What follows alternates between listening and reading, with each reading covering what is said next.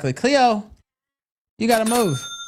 J-Danks Respector! J-Danks Respector sent $10 thoughts on Josh being too scared to criticize Medicare directly. He had to get a fake VTuber to say it for him, ironically. Aw, pathetic. Let me pull that up. I mean, you know, he's scared of him, so that's pretty much it right there. But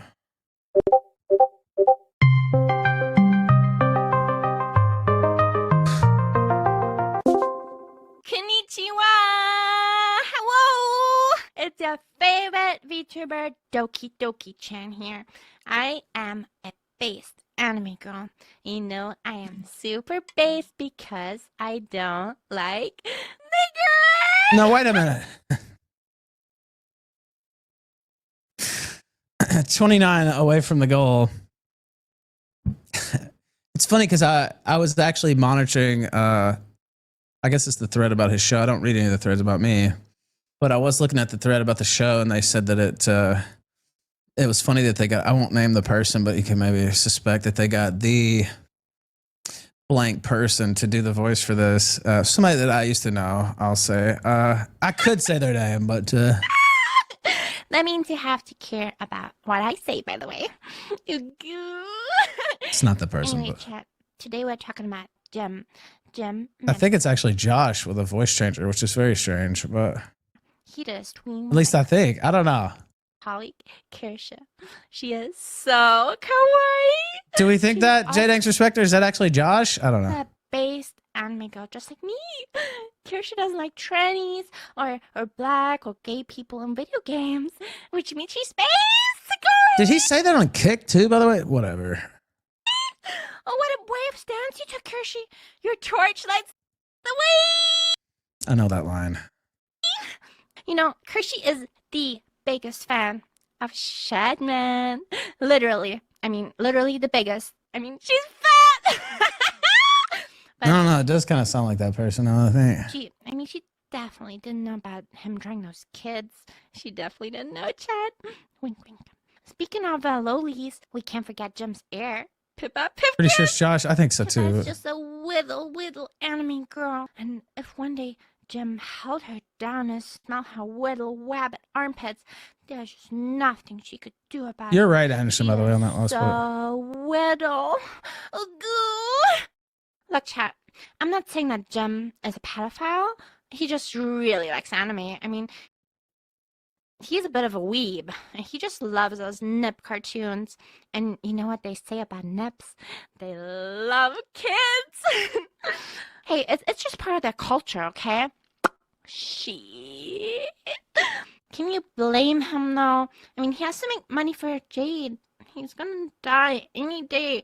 I hear he's gonna get an extra large Pippa Pipkin Steam coffee. This has to, like, I mean, okay, he's using the VTuber voice, but I mean, this is a pretty nasty burn on Metokur, I would say in general, though. So he can be burned with all of his anime figurines. Yeah, it's a cringy way to do it, but it may be even more. Yeah, it's definitely Josh. I could tell by some of the things he said, the shit and a couple of others. But it's definitely cringy. Yeah, I agree with that. But it may be even more like acidic because it's delivered in that way. You know, I don't give Josh too much credit here on the show, but he's so kawaii. Anyways, that's why he streams with VTubers, because I mean, even though they get less views than him, and he turned off the super chats with this stream. Yeah, no, that was weird. Well, it's for Jade. Like, it is. Like, it definitely is. And you know, there's nothing really wrong with simping for anime girls when you're married, like, right? I mean, Jade understands. Like, she's not like other girls who would be upset about, like, her man sniffing some girl's armpits or anything like that. She's cool with that, I think. And he's dying. Like, you gotta remember that he is dying. And if he wants to spend his last days on Earth in the loving embrace of a kawaii, cushy, butt-shaped mouse pad, then we just have to respect his wishes. That's it from me, your favorite VTuber, Doki Doki-chan. And I just want to say sayonara! Hello, chat. Have you endured enough punishment? Don't make me do it again. I will do it again. I don't know if I can co-sign all of that. I actually had to cut out some of the anime's dialogue because it actually went a little too far in a few places, chat. A little too far in a few places. I had to wind it back in, okay? Well, I mean, I guess, as I said, I have nothing to say. I just let an anime say it for me, and therefore I'm immunized from all consequences. Yeah, I mean, in general, I like that actually. Because obviously it's satirical, but it really hits Metokur on, I would say, almost every key issue there. And it's delivered, of course, in a faggot anime chan voice. But yeah, I mean, I'd be lying if I said I didn't think that was funny. Mitch says, I thought it was funny. Yeah, I mean, I can't lie. I thought it was pretty good. Now, J Dank's Respecter raises a good point, too, that, well, why couldn't he just say all that on his own without the... Either he produced that with, like, some anime AI before. Obviously, it's his voice, too, right? Some of his words that he uses. Or he did it live. I think he probably produced it before. But, yeah, I like that in general. I mean, it would have been better, yeah, if he would have just straight up said it. But from a certain point of view, like I said a few minutes ago, you could argue that it's better like that from a more, it cuts through a little bit more than it would maybe if he said it on his own. So I don't know. I could see it both ways, but yeah, in general, I like that. The site's turning against Rediker. Yeah, I noticed, I haven't been, like I said, I followed some of the Nick threads. Today I heard that he lit Metokur up. I guess that was it. So I tuned into the thread to see what he had said, but it didn't really go into detail. Cleo, you got to get down. Yes. You have to get down. Yes. Get down. She wants to get down. I have to do my job. I have to comment on these fucking weird internet people. I guess I'm one of those people too. Donga, not internet people.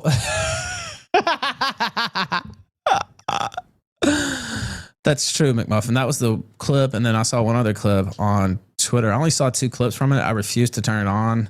On Sunday, I was watching the NBA Finals, which ended up, well, the Pacers, Halliburton blew his Achilles and whatever. But I didn't want to watch the stream. I don't like watching his faggot streams in general.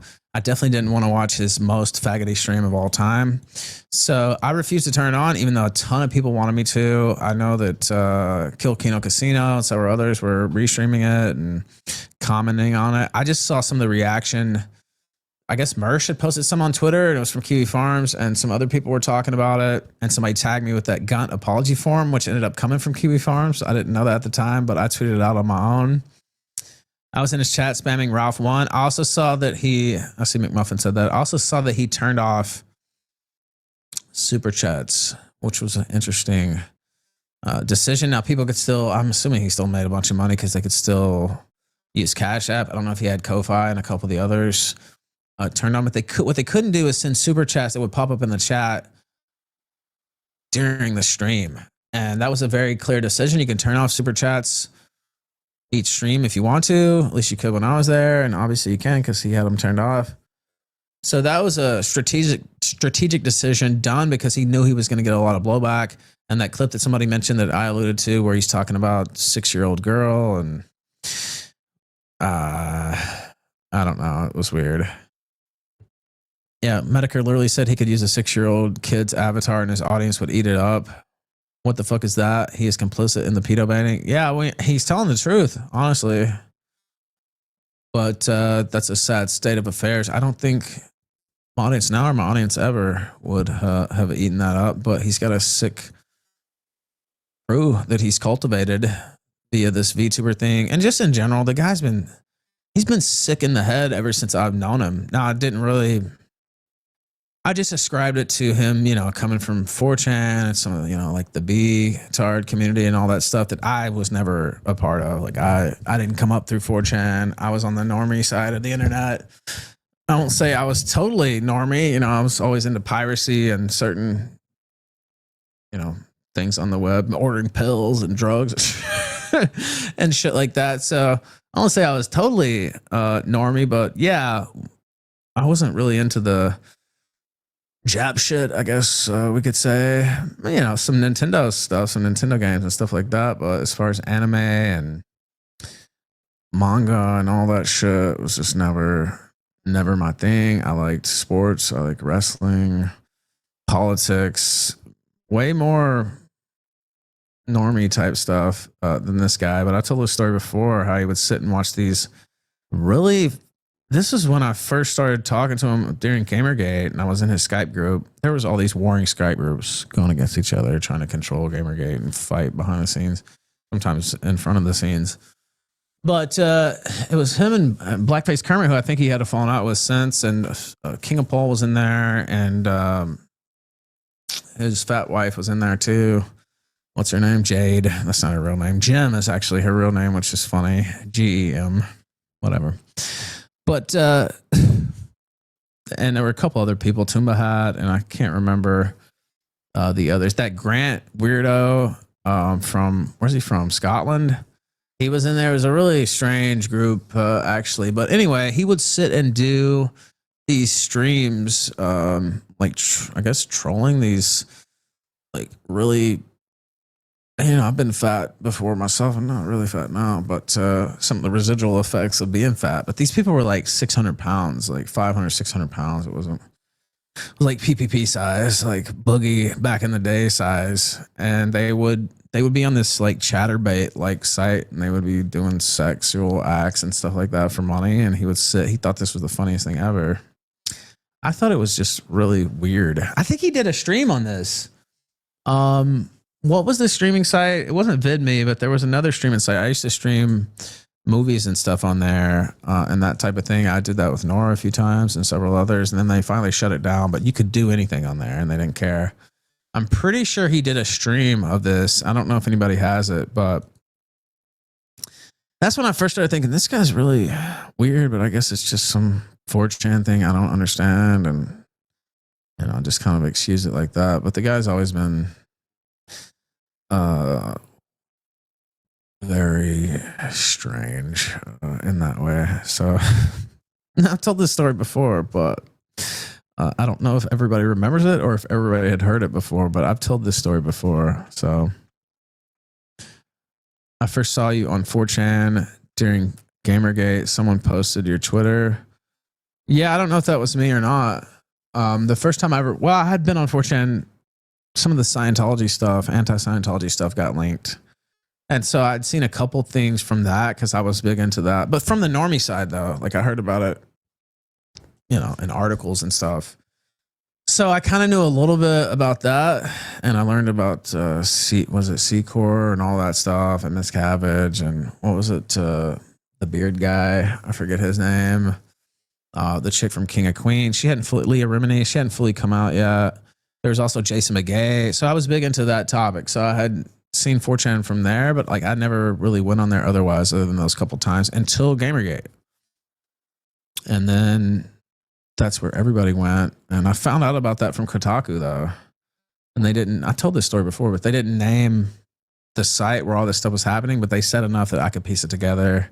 And I ended up figuring out it was 4chan. And then, you know, the rest is kind of history, but I had it wasn't part of my culture, right? I've said this before, and it kind of, some people don't like that because it is part of their culture, right? And I was blackballed basically at the beginning of Gamergate. I've been blackballed at other times because I don't really make any bones about that not being part of my culture. Like I don't try to act like it is. I don't really have any reverence for it. I mean, I have a certain respect for it, right? But I don't try to fake the deal. I don't act like I hang around on pole all day, or that's ever been me. I don't have any stories from 2007 B or anything like that. I know some of what I need to know from like the history of that site, history of the internet, but it just doesn't really register with me. And a lot of these people, even today, that are like in this scene or other scenes came up through that, and they have this reverence for 4chan, this reverence for image boards, and I don't give a fuck about it. Josh is one of those people, by the way. Metokur is one of those people. I just don't give a fuck about image boards. I never did. I have a certain respect for it, like I said, but it's just not part of me. So, and I never made any bonds about that. It's just not my thing. So, thank you for watching this clip. This is Perspicacity. Remember to like and subscribe.